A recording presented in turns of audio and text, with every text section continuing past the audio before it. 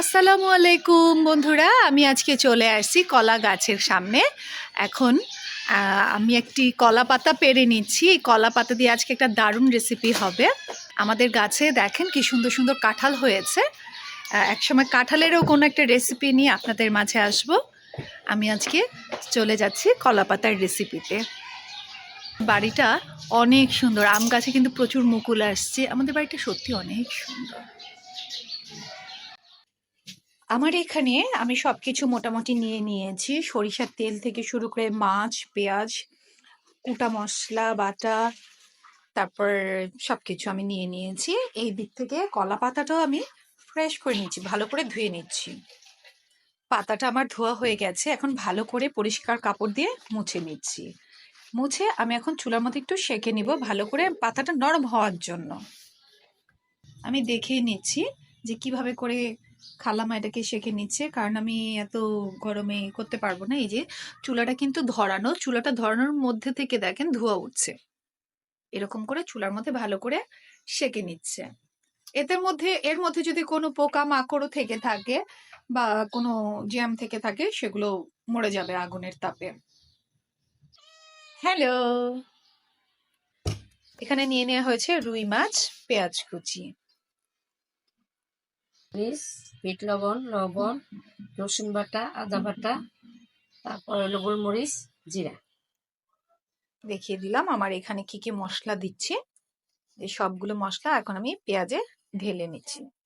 এখানে নিয়ে নিচ্ছি মরিচ কুচি, পেঁয়াজ কুচি, ধনেপাতা, কাঁচা লঙ্কা চেরা, টমেটো ও রসুন কুচি। এগুলো সব ভালো করে সরিষার তেল দিয়ে আমি একবারে মাখিয়ে নিচ্ছি।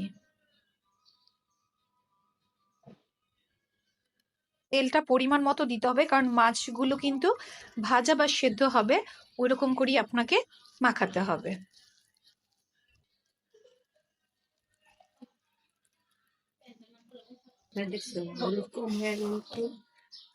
দেখেন কি সুন্দর মেরিনেট করা হয়ে গেল। এখন আমরা কি কিছুক্ষণের জন্য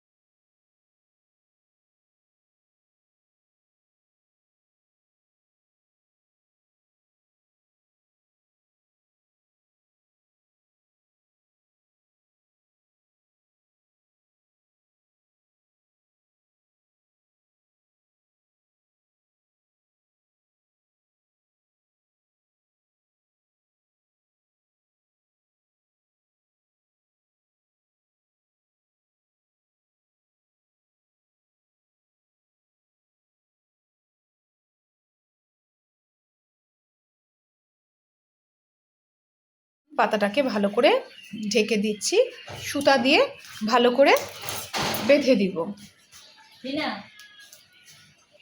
সুতাটা দিয়ে ভালো করে বেঁধে নিতে হবে,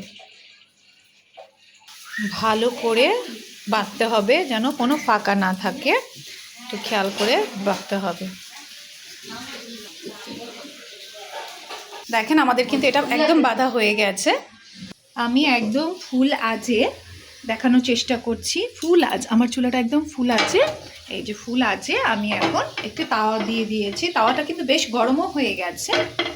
এখন আমি গরম তাওয়াটার মধ্যে এটা দিয়ে দিচ্ছি। এটা দিয়ে আরেকটা দিয়ে আমরা ঢেকে দেব। আমরা কিন্তু ঢাকনাটা দিয়ে একটি বড় পুঁতা দিয়ে দিলাম। আপনার 25-30 মিনিট বা 35 মিনিটের মতো আমরা এটাকে মোটামুটি আজে রাখবো। যেহেতু আমার তাওয়াটা গরম হয়ে গেছে, আমি কিন্তু আঁচটাকে মিডিয়াম লো হিটে দিয়ে রাখলাম।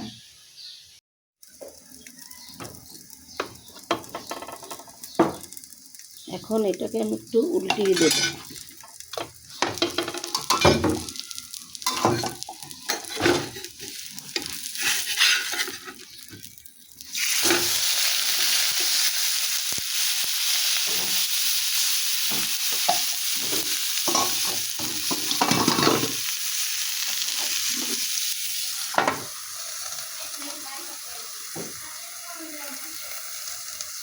এটাও আমাদের খালাম্মা বানিয়েছে।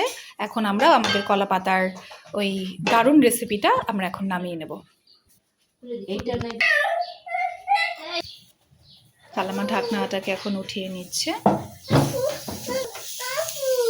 এই দেখেন কি সুন্দর, দেখলেই বোঝা যাচ্ছে। আমরা কিন্তু মাঝখান দিয়ে একটি সময় এটাকে উল্টিয়ে দিয়েছিলাম।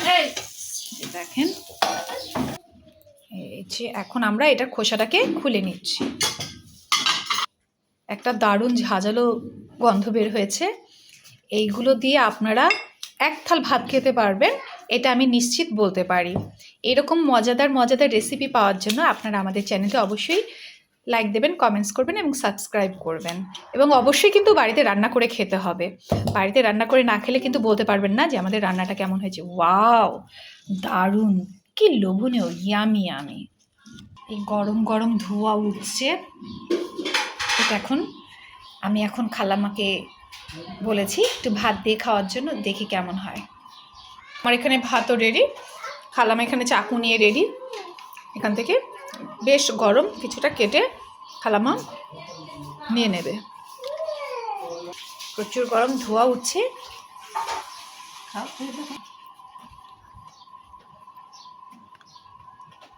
Yummy yummy. খালাম্মা কেমন হয়েছে খেতে? খুব মজা হয়েছে।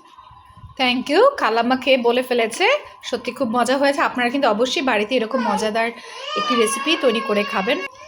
রুই মাছ মাখানো কলা পাতার, বা অনেকে চচ্চড়িও বলে থাকেন, কিন্তু আমাদের এটা নাম হচ্ছে রুই মাছ মাখানো। আপনারা অবশ্যই বাড়িতে তৈরি করে খাবেন। ভালো থাকবেন, সুস্থ থাকবেন। আল্লাহ হাফেজ।